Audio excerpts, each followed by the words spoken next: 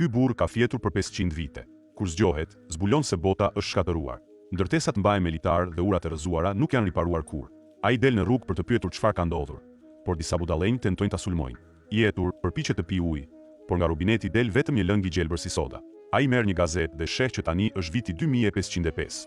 Mendon me vete, duhet të shkojë në spital, por rrugës, policia e ndalon sepse nuk ka barkod identifikimi në dorë.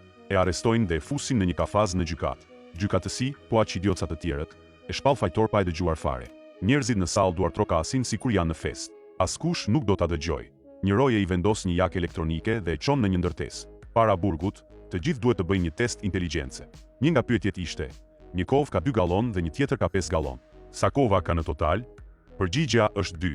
Qesharake sa e thjesht. Qartazi njerëzit 500 vite më vonë janë bërë idiot. Ai është i vetmi që përgjigjet sakt. Ditën e parë në burg, ai mendon një plan aratisjeje. Gjen një roje dhe i thot me keqardhje: sot është dita ime e lirimit. Roja e beson, por sa po del jashtë, e kapin sërish. E çojnë para presidentit. Presidenti habitet nga inteligjenca e tij në test dhe e cakton ministër të brendshëm. Detyra e tij është të zbulojë pse të mbjellat nuk rriten. Ai pranon. Kur shkon në fusha, spërkatësit fillojnë të punojnë, por nga tubat del soda.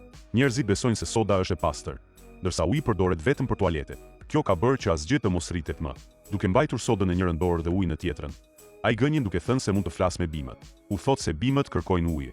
Presidenti e beson dhe urdhëron të ndryshohet sistemi nga soda në ujë. Por një muaj më vonë, toka është ende e thatë. Një mëngjes, mijëra njerëz mblidhen para shtëpisë së tij, sepse për shkak të ujëtimit me ujë, shitet e sodës kanë rënë dhe mijëra punëtor janë pushuar. Të gjithë e fajsojnë atë.